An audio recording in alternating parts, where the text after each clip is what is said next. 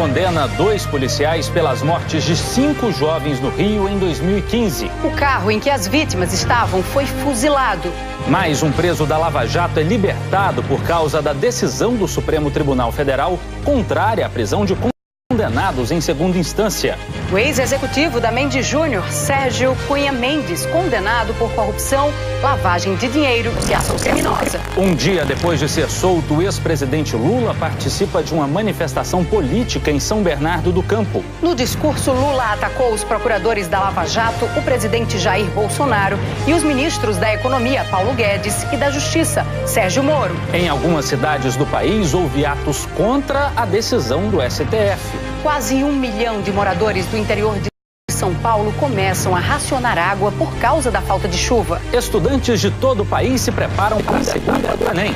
E tem ainda os gols do sábado. O Jornal Nacional começa agora.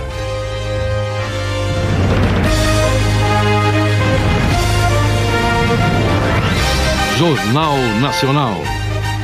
Hoje, com Matheus Ribeiro, de Goiás, e Larissa Pereira, da Paraíba.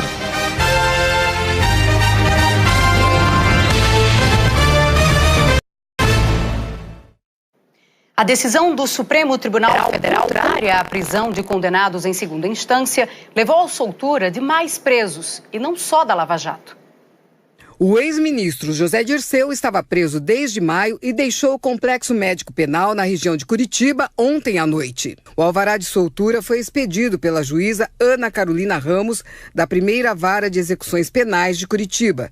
Dirceu tem 2 condenações confirmadas pelo Tribunal Regional Federal da 4ª Região. A segunda instância para a Lava Jato no Paraná. As penas somadas chegam a 39 anos de prisão pelos crimes de corrupção e lavagem de dinheiro. Depois de sair da cadeia, o ex-ministro petista se encontrou no apartamento de um amigo em Curitiba com o ex-presidente Lula, que também foi beneficiado com o novo entendimento do Supremo Tribunal Federal. Outro preso da Lava Jato liberado foi o ex-executivo da Mendes Júnior, Sérgio Cunha Mendes, condenado por corrupção, lavagem de dinheiro e ação criminosa.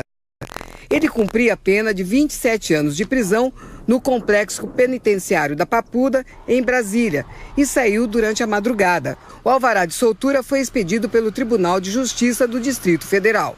Outros réus da Lava Jato no Paraná que já tiveram as condenações confirmadas em segunda instância podem ser beneficiados nos próximos dias. São pelo menos 10 presos em regime fechado e 28 em regime semiaberto ou prisão domiciliar, mas a maioria ainda aguarda uma decisão da Justiça. Entre os condenados em segunda instância, que também já entraram com pedido de liberdade, estão 2 ex-tesoureiros do PT que cumprem pena em regime semiaberto. Delúbio Soares, já condenado no Mensalão, e João Vacari Neto. Vacari foi condenado por corrupção. Delúbio por lavagem de dinheiro. O julgamento que criou as condições para que o ex-presidente Lula e outros presos fossem soltos terminou quinta-feira. Por 6 votos a 5, o Supremo Tribunal Federal decidiu que é inconstitucional prender condenados enquanto ainda existir possibilidade de recursos em tribunais superiores. O Supremo não estava decidindo o caso específico de Lula, mas uma regra para valer em casos em geral. A decisão não anula condenações nem absolve os réus, apenas adia a execução da pena até o esgotamento dos recursos judiciais. Mas não são somente presos da Lava Jato que vão ser beneficiados pela decisão do Supremo. O Conselho Nacional de Justiça fez um levantamento indicando que cerca de 4.900 presos em todo o país terão o mesmo direito. É o caso do ex-governador de Roraima, Neudo Campos, que estava em prisão domiciliar. A defesa pediu a sua libertação e hoje o Tribunal de Justiça do Estado determinou a retirada da tornozeleira eletrônica. Neudo Campos, PP, e hoje está sem partido, foi condenado em segunda instância por peculato no escândalo dos gafanhotos, um esquema que desviou 230 milhões de reais dos cofres públicos. Um dia depois de deixar a prisão, também em decorrência da decisão do STF, proibindo condenados de cumprirem pena depois de decisão em segunda instância, o ex-presidente Lula participou de uma manifestação política em São Bernardo do Campo. O ato foi em frente ao Sindicato dos Metalúrgicos, o mesmo lugar onde Lula se entregou à polícia no dia 7 de abril de 2018 para começar a cumprir pena por corrupção e lavagem de dinheiro no caso do triplex do Guarujá. Ele falou por mais de 40 minutos do alto de um caminhão. No discurso, Lula voltou a se dizer inocente e a criticar a Operação Lava Jato, os procuradores da Lava Jato de Curitiba, e chamou de canalha o então Sérgio Moro, que o condenou, hoje ministro da Justiça do governo Bolsonaro. Fez críticas também à atual política econômica. O ex-presidente, em alguns momentos, disse que não tem ódio no coração, apesar de ter passado 580 dias na prisão. Mas o tom do seu discurso foi de hostilidade a seus adversários políticos, com acusações e ataques ao presidente Jair Bolsonaro. Discordou de alguns militantes que, segundo ele, pedem a derrubada do presidente, mas concluiu de forma agressiva. Eu vejo todos os companheiros que estão aqui reclamar que está difícil levar o povo para a rua. Tem gente que fala que precisa derrubar o Bolsonaro, tem gente que fala em impeachment, tem gente que fala. Veja, esse cidadão foi eleito. Ele foi eleito. Democraticamente, nós aceitamos o resultado da eleição. Esse cara tem um mandato de 4 anos. Agora, ele foi eleito para governar para o povo brasileiro e não para governar para os milicianos do Rio de Janeiro. O ex-presidente Lula celebrou ainda a vitória de Alberto Fernandes e Cristina Kirchner na Argentina. Defendeu a eleição de Evo Morales na Bolívia, suspeita de fraude. Disse que o Brasil precisa ser solidário ao povo venezuelano. E disse também que a partir de agora vai percorrer o Brasil para fazer oposição. No seu discurso, o ex-presidente Lula usou palavras chulas e disse inverdades sobre a Globo, que divulgou a seguinte nota, abre aspas, a Globo repudia os ataques do ex-presidente Luiz Inácio Lula da Silva. A prova de isenção da emissora são a transmissão na íntegra pela Globo News dos discursos que o ex-presidente fez ontem e hoje e as reportagens a respeito no Jornal Nacional. Também prova a sua isenção o fato de que é alvo de ataques de ambos os extremos do espectro político, hoje tão radicalizado. A Globo faz jornalismo sério, de qualidade e continuará a fazer, sem se intimidar e sem jamais perder a serenidade. Fecha aspas. O presidente Jair Bolsonaro, até o momento, não se pronunciou sobre os ataques de Lula. Pela manhã, no rede social, ele disse: amantes da liberdade e do bem somos a maioria. Não podemos cometer erros. Sem um norte e um comando, mesmo a melhor tropa se torna num bando que atira para todos os lados, inclusive nos amigos. Não dê munição ao canalha, que momentaneamente está livre, mas carregado de culpa. Também antes do discurso de Lula, hoje à tarde, o presidente disse que não comentaria os ataques dirigidos contra ele ontem no primeiro discurso.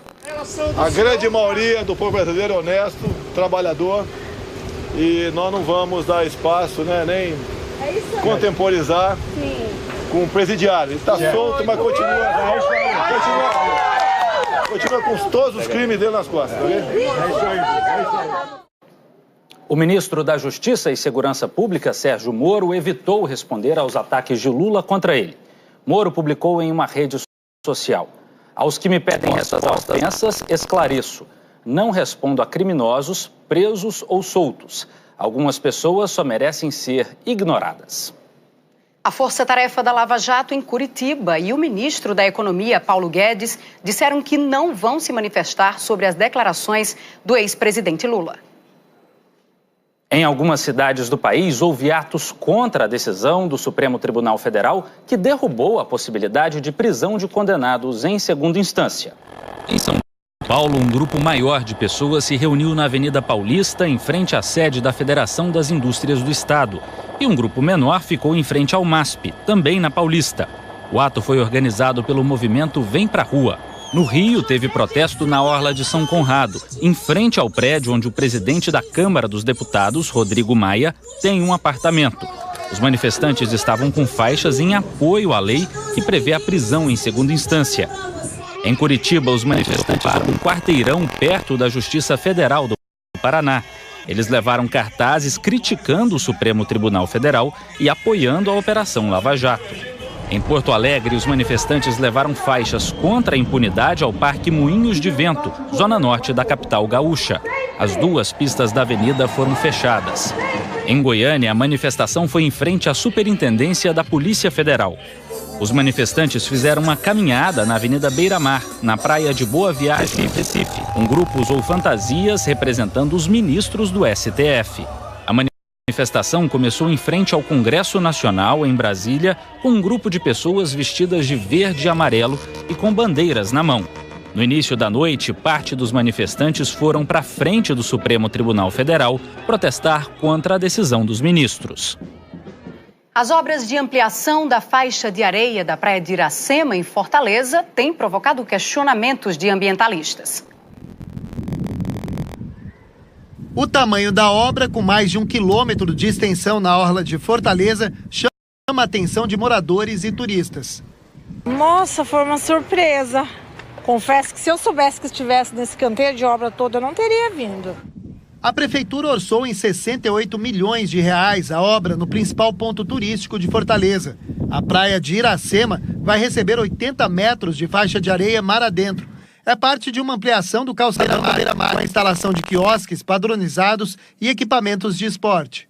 A areia retirada do fundo do mar já cobriu toda essa área, que antes era uma barreira formada por rochas. A água do mar vinha até aqui perto. Na prática, Fortaleza ganhou mais uma praia, mas ambientalistas alertam que muitas espécies marinhas podem ser prejudicadas. Nesse solo, embaixo d'água, a gente tem os recifes de arenito e recifes de coral. Esses recifes, eles são a base da cadeia alimentar para uma rica diversidade de peixes do Ceará. E esses peixes, por sua vez, vão ser fonte de alimento para as tartarugas, para os golfinhos e para peixes maiores, né? O que nós podemos ver é um impacto imediato com o soterramento dessa base da cadeia alimentar. A Prefeitura de Fortaleza diz que levou em conta estudos de impacto ambiental. Foi feito estudos, recolhimento de amostras, mergulhos, estudos batimétricos, apresentados ao Ministério Público, e após só a comprovação de que o local onde a gente retirar a trazida desse local, ele não traria nenhum impacto ambiental de grande porte aqui para essa área da cidade. 3 institutos ambientais entraram com uma ação na Justiça pedindo a suspensão da obra e a retirada das máquinas do local, alegando que os animais prejudicados precisam ser poupados imediatamente. A vida marinha, né, as tartarugas, tem projetos de preservação da vida marinha aqui, uma obra totalmente necessária e que não foi pensada em momento nenhum no impacto em relação ao meio ambiente. A Prefeitura diz que, além dos estudos encomendados não revelarem este impacto ambiental, a obra tem a função de conter a ameaça de avanço do mar. Essa obra, além de necessária para a cidade, pela questão do turismo, da economia, do desenvolvimento da cidade, era necessário para conter esse possível avanço, que se isso não fosse feito a essa época, a gente poderia ter que fazer isso para evitar algum transtorno bem maior para a cidade de Fortaleza. A Justiça Federal do Ceará analisa um pedido de institutos ambientais para suspensão da obra e retirada das máquinas do local. E mais 2 praias do litoral norte do Espírito Santo registraram hoje pequenos fragmentos de óleo. De quadriciclo, José Luiz monitora as tartarugas que desovam na praia de Uruçuquara.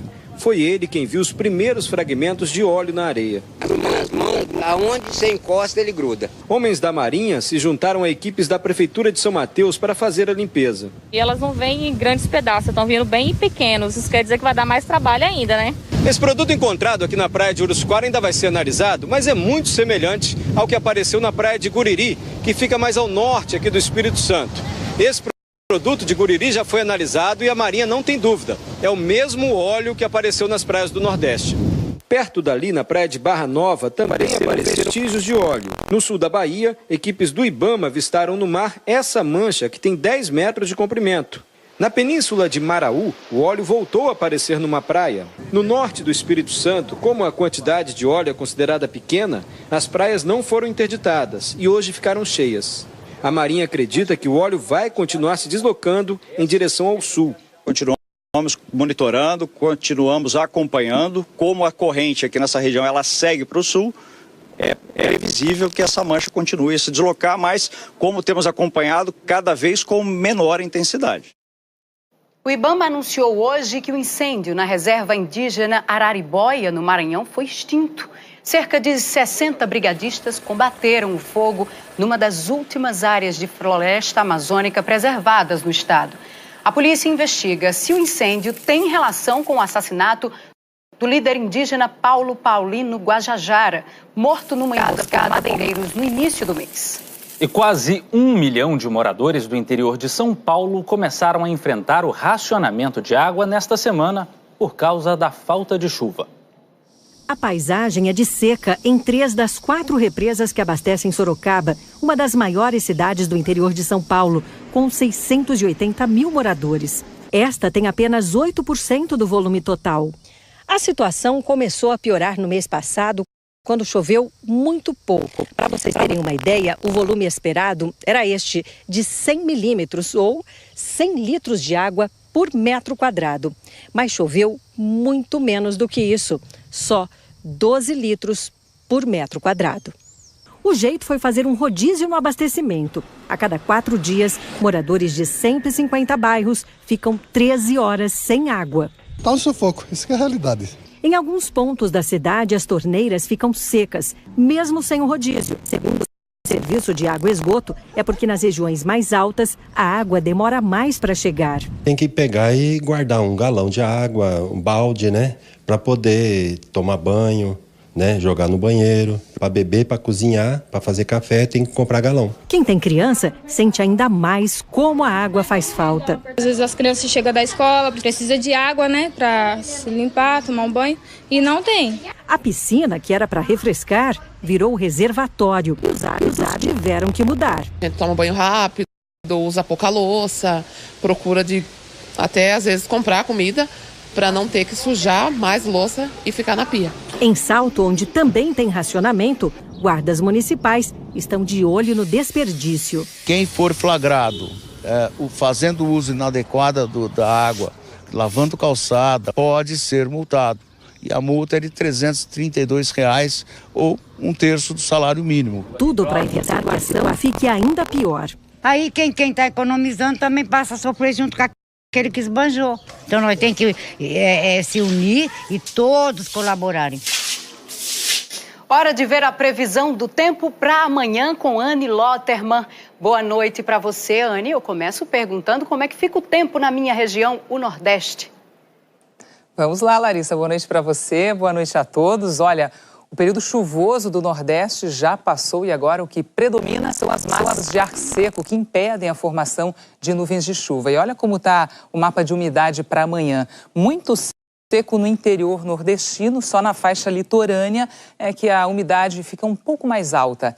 Em João Pessoa, terra da Larissa, a umidade fica em torno dos 60%, não será suficiente para provocar chuva, então vai ser um dia de calor danado, como os pessoenses costumam dizer, máxima de 32 graus.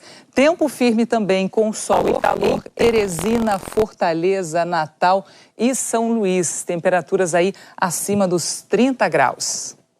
Anne, boa noite para você. Vamos agora para a região centro-oeste e mais precisamente para o coração do Brasil, o estado de Goiás. Vamos lá, Matheus, começar com o seu estado, então, começar com Goiás, que está aí na rota da chuva e do calor neste domingo. Na capital Goiânia, a máxima deve chegar aos 35 graus, a umidade que está vindo da Amazônia. E esse calorão aqui vão alimentar as nuvens de chuva. Por isso, entre a tarde e a noite, podem ocorrer pancadas de chuva fortes. Essa umidade que eu falei, que está vindo aqui da Amazônia, neste domingo, provoca chuva na maior parte do centro-oeste, principalmente no Mato Grosso e também no Mato Grosso do Sul, e chega também ao sudeste. No mar, está passando uma frente fria e, por isso, tem previsão de temporal em São Paulo, Rio de Janeiro, Campo Grande, Florianópolis e também Curitiba. No Rio Grande do Sul, o sol só vai aparecer nessa faixa oeste aqui do estado. Norte de Minas Gerais, Vitória, todo o estado do Amapá também tem previsão de sol amanhã e todo o interior, todo o Nordeste, como eu já falei também, domingo ensolarado.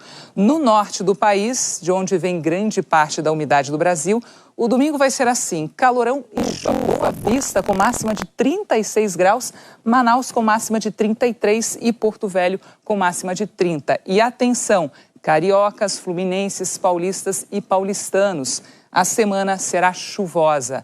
Amanhã a chuva pode provocar alagamentos em São Paulo e a temperatura cai. Fica até friozinho na segunda e na terça-feira, onde a máxima não vai passar dos 22 graus. No Rio, atenção especialmente entre a noite de domingo e a madrugada de segunda. Pode forte também. A temperatura cai, só volta a esquentar na quarta-feira, quando a máxima chega aí aos 30 graus. Tanto no Rio de Janeiro como em São Paulo, podemos ter problemas com deslizamentos nos próximos dias, viu? Larissa, Matheus, boa noite para vocês, ótimo domingo. Atenção redobrada então, Anne, bom domingo para você, obrigada.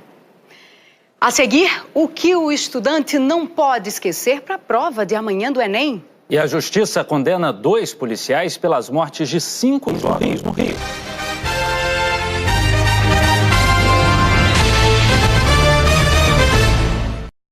A Justiça condenou 2 policiais militares pelo assassinato de 5 jovens na zona norte do Rio.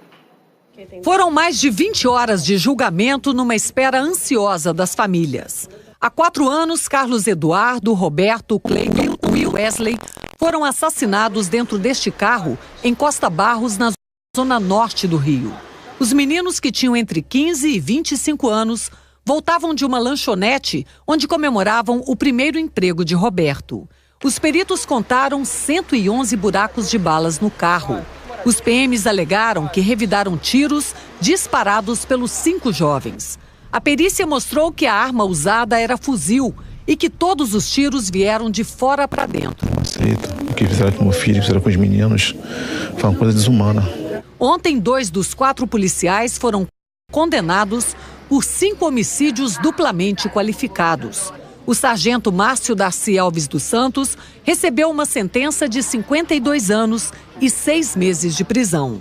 Além dessa pena, o soldado Antônio Carlos Gonçalves Filho deve cumprir mais 8 meses e 5 dias por crime de fraude processual. O PM Tiago Rezende Barbosa deve ser julgado em outra data. E o cabo Fábio Pisa Oliveira da Silva foi absolvido de todas as acusações.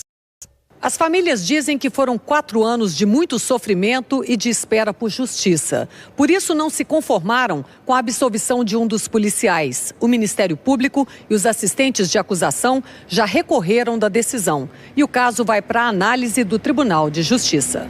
Eu queria que o nosso filho voltasse para nosso lar, mas infelizmente isso não pode, é que o Estado repare esse dano. A Polícia Federal está investigando a suspeita de irregularidades na aplicação da prova do Enem no domingo passado.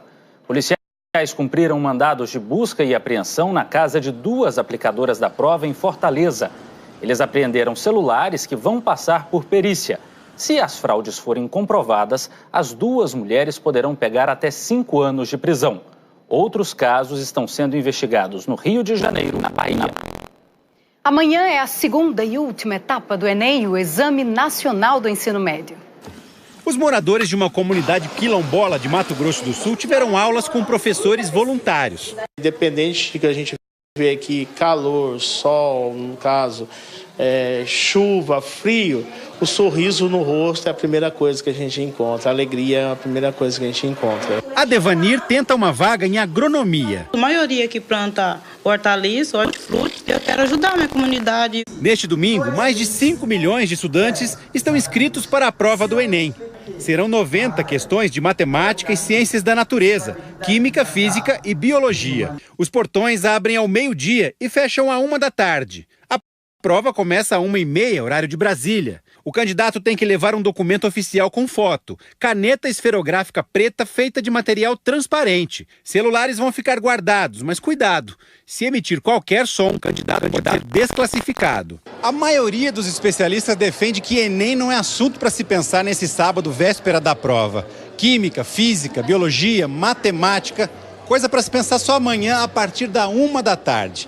Nessa escola de Belo Horizonte, a palavra-chave é relaxar. tem aluno na sala de aula. E aqui, eles levam essa palavra bem a sério. A escola contratou 6 massagistas. Você está pensando aí na equação de segundo grau? Não. Tá pensando no DNA? Não. É bom pra gente não ficar estudando e a gente sair, dar uma relaxada, é mais tranquilo. A gente não recomenda que os meninos busquem livros na véspera. Por quê? Pode aparecer um ou outro conteúdo que eles não tenham tanta familiaridade e deixe isso preocupado. E se na prova não tem mágica, na véspera teve. Os estudantes assistiram a um show de ilusionismo, mágicas com matemática.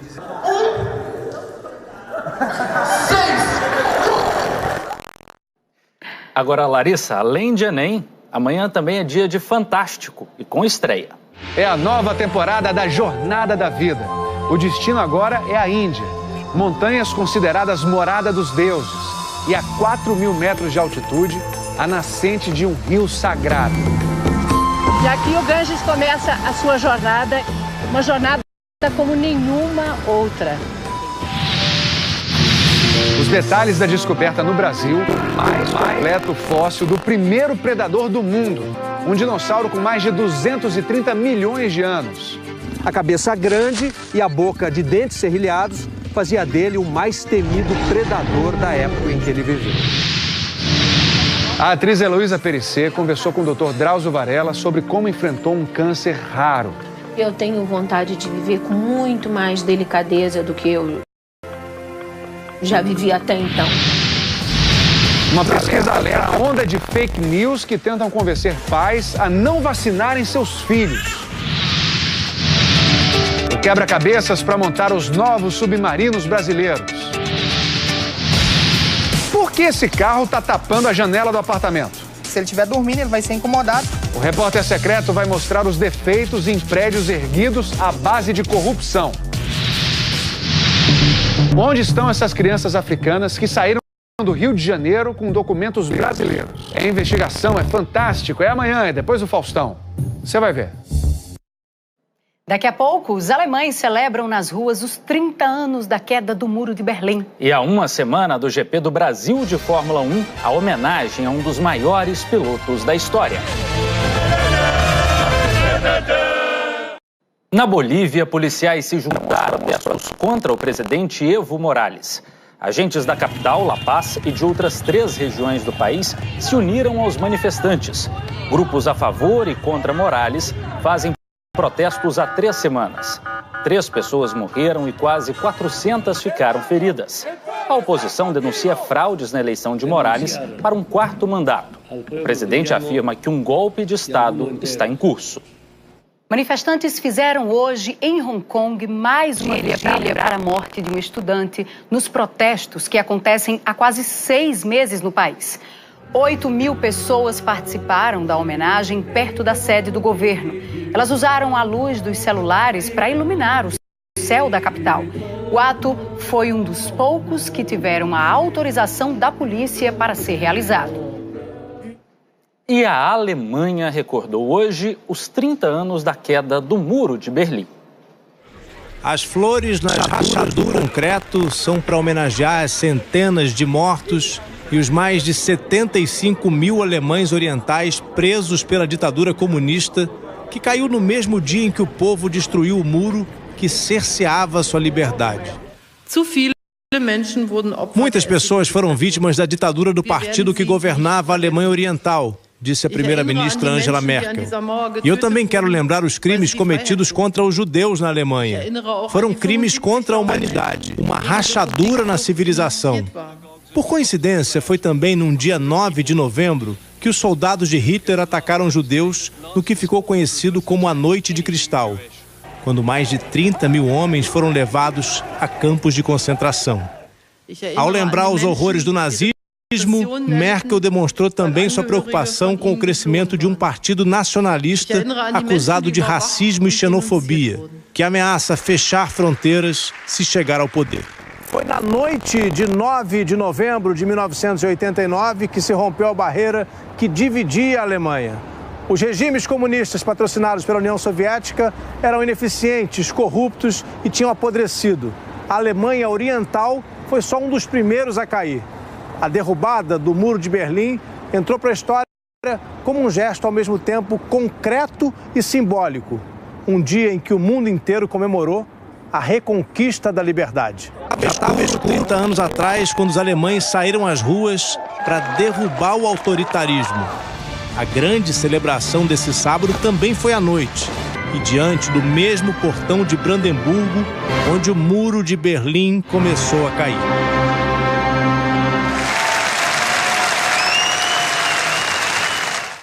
Os organizadores do GP do Brasil de Fórmula 1 homenagearam Ayrton Senna, hoje, em São Paulo.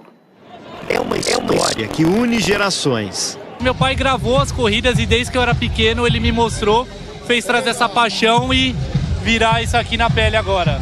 Marcas que vão além do ídolo eternizado no próprio corpo. Senna é inesquecível. E hoje a gente está aqui celebrando ele. Foram 3 títulos mundiais e uma carreira vitoriosa.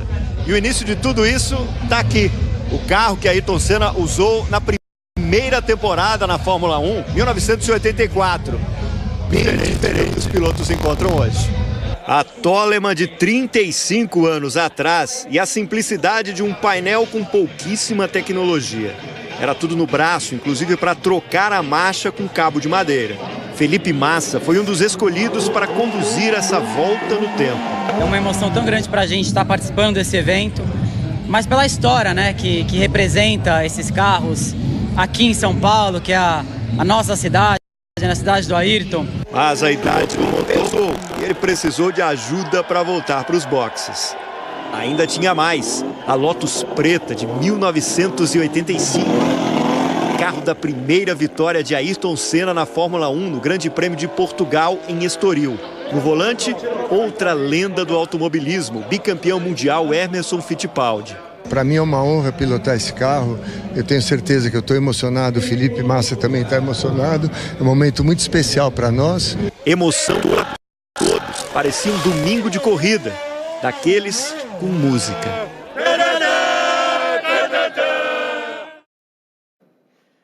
A seguir, o algodão colorido que virou produto de exportação na Paraíba. E o espírito sempre moderno da arquitetura de Goiânia.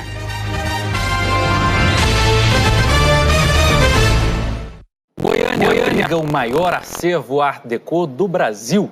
O movimento artístico que surgiu na França inspirou os primeiros prédios da cidade nos anos 1930, quando a capital foi transferida da cidade de Goiás para lá. Você vê agora na reportagem de Honório Jacometo, Sérgio Rodrigues e José Washington. Uma cidade com milhares de edifícios, conectada ao que existe de mais moderno. Esses elevadores produzem a própria energia. Goiânia é uma cidade que tem isso no DNA dela, né? De estar sempre inovando. Em meio a esta paisagem cheia de concreto, ferro, vidro, está o prédio comercial mais alto do país. Ele facilmente se encaixaria numa metrópole como Nova York. São 191 metros de altura, 50 andares. Por trás desses espelhos, dessas paredes, existe muita tecnologia trazida de 15 países. Aliás, modernidade é algo que sempre esteve presente na vida de Goiânia, desde a sua criação na década de 1930. Os contornos, os traçados, os materiais usados na construção do Palácio das Esmeraldas, a sede do governo, foi tudo inspirado no Art Deco, o movimento que ganhou força em Paris em 1925, direto da França aqui para o coração do Brasil. As construções são caracterizadas por traços geométricos e linhas retas. Os prédios foram erguidos no auge do estilo Art Deco, que coincide com a fundação da cidade. Foi realmente uma cidade que rompeu com a questão do barroco, do colonial e se tornou uma das primeiras cidades modernas do Brasil. Goiânia é a capital com o maior conjunto Art Deco tombado pelo Patrimônio Histórico Nacional. O teatro, a torre do relógio. É uma cidade bem construída, né? Bem planejada, bem projetada. O trampolim e a mureta no Parque do Lago das Rosas. E a estação de trem, que impressionava a quem chegava pela primeira vez à nova capital. Como o Art Deco, Goiânia nasceu para ser simples e, ao mesmo tempo, moderna.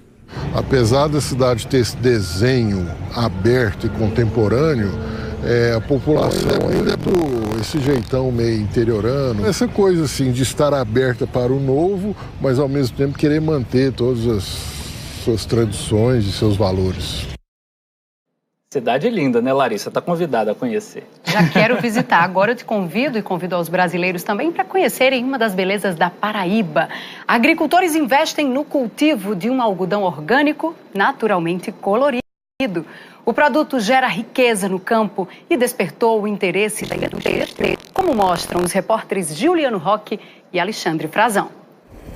Num Brasil tão diverso, produtores rurais do agreste paraibano se orgulham de ter uma paleta de cores naturais.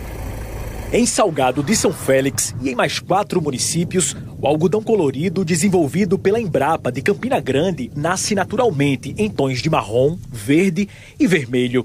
O marrom tem um pigmento mais forte, já o verde e o vermelho são bem clarinhos. Eu coloquei os resíduos deles.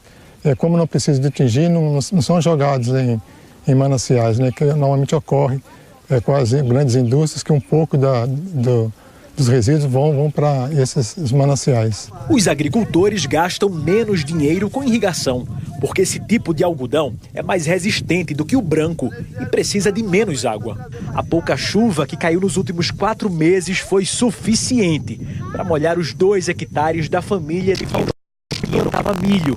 Mas agora ocupa o pedaço de terra com algodão. O milho a gente perdia, pouca chuva, o algodão, que é mais resistente ao sol, né? Aí a chuva, como é escassa, é a única lavoura que está dando um pouco de rendimento no final do ano. A produção não usa veneno, é sustentável e por isso mais valorizada. A Paraíba produz 783 toneladas de algodão por ano.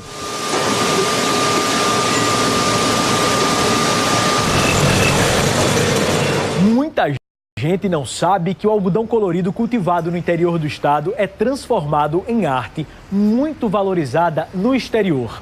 Agora, o foco dessa confecção está sendo a preparação da nova coleção da marca. É moda masculina, feminina, genuinamente paraibana, para clientes na Europa, nos Estados Unidos, Canadá, Japão e Arábia Saudita.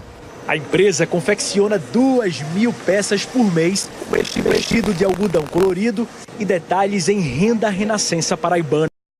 O tecido orgânico de alta qualidade gera emprego e renda para dezenas de costureiras e rendeiras. Por incrível que pareça, hoje é a matéria-prima têxtil mais inovadora que o país tem. Isso é justamente da Paraíba, de um estado onde não tinha nenhuma referência em moda a nível nacional. Ninguém sabia de moda da Paraíba. E hoje, pelo contrário, a gente pode dizer que em termos de moda sustentável, algodão orgânico, a Paraíba hoje, com esse trabalho da gente, é uma referência no país. A seguir, os gols de sábado. E a dobradinha brasileira no Mundial de Atletismo Paralímpico.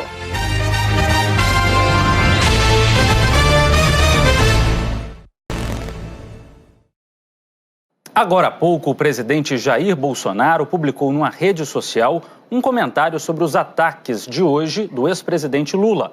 Bolsonaro escreveu, abre aspas, "Não responderei a criminosos que por hora estão soltos. Meu partido é o Brasil." Fecha aspas. O Brasil vai disputar a final do torneio internacional de futebol feminino contra a China. A seleção brasileira continua invicta sob o comando da técnica sueca Pia Sundhage. Foram 4 vitórias e um empate. A Globo transmite a decisão amanhã, às 8h30 da manhã, no horário de Brasília.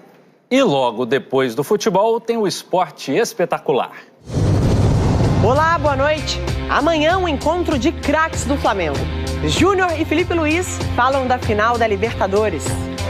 Só quem é flamenguista sabe o que representa esse momento, né? Por um fã como eu, como torcedor, poder estar vivendo esse momento aqui do lado do ídolo, né? Se você pegar o Zico e botar nesse time de hoje, esse time ganharia do nosso. Eles ganharam a fama de jogadores folclóricos. Muita gente me conhece só por meme, então vocês têm que começar a olhar um pouquinho pra mim também como jogador de futebol. Mas será que isso ajuda ou atrapalha a carreira? Isso gera até emprego, viu, gente? E tem a final do Ipom, marcada pela emoção. 4 categorias também prêmio de disputar um dos maiores torneios do mundo. É amanhã, depois de Brasil e China no futebol feminino. E o domingo de manhã tem outra atração, a Mega Rampa. Para quem vive numa cadeira de rodas, o skate tinha tudo para ser apenas um brinquedo. Mas esse não é o caso.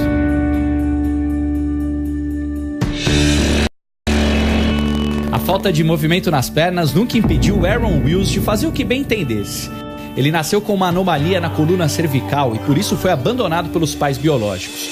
Foi a família adotiva que o ensinou a não ter limites.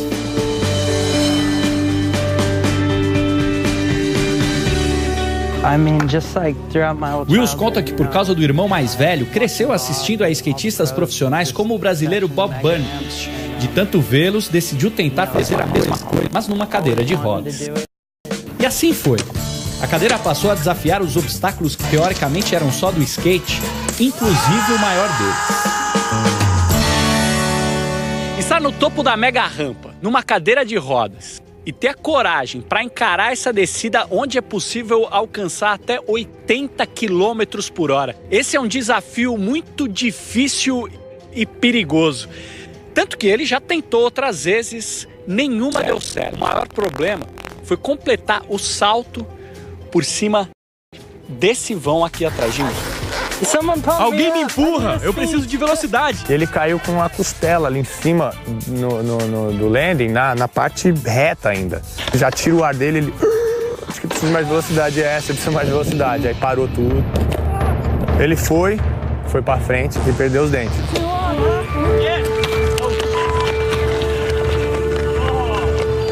Perdeu, te mostrando, quebrou os dentes da frente. Eu fiz de novo. Ah, não, me desculpem.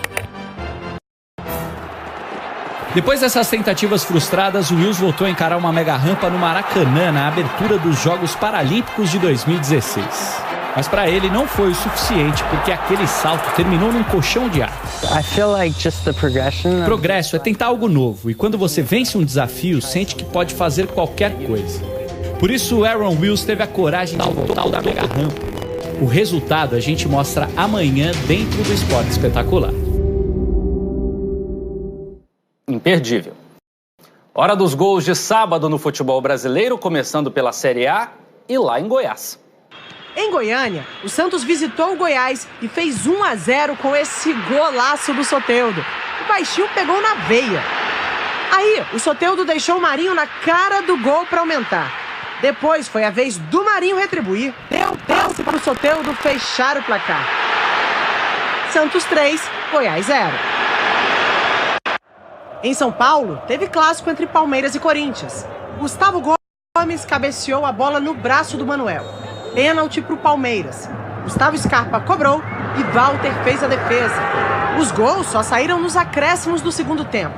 Aos 47, Michel Macedo acertou um chutaço. Corinthians 1-0. Aos 48, a bola sobrou para o Bruno Henrique empatar. Palmeiras 1, Corinthians também 1. Pela Série B, o Sport venceu o Criciúma no Recife por 1-0, gol do Guilherme. E o Brasil fez dobradinha no Mundial de Atletismo Paralímpico em Dubai. Petrúcio Ferreira conquistou o ouro e Tomás Juan ficou com a prata na final dos 400 metros para atletas com membros superiores amputados. E o Jornal fica por aqui, Larissa. Como a gente diz no Nordeste, oxente, mas já? Já é hora de agradecer. Primeiro, aos 7 milhões de goianos que estiveram sentados aqui comigo nesta bancada. A TV Anhanguera, minha casa, que tem uma competente equipe, sem ela não seria possível estar presente nessa noite. A TV Globo pela oportunidade e a você, Larissa, pela gentileza, pela parceria ao longo desses 3 meses. O que nós temos visto aqui é um exemplo da diversidade brasileira e a renovação do compromisso do JN com o bom jornalismo e com o país. Eu estou honrada e agradecida por esta possibilidade. E, Matheus, aqui eu estou certa de que sou mais do que a jornalista Larissa Pereira. Aqui eu sou Paraíba e tenho orgulho disso. Encerro com o tradicional boa noite de um jeito que os goianos já conhecem bem. Tchau, obrigado. Boa noite e um ótimo domingo para você.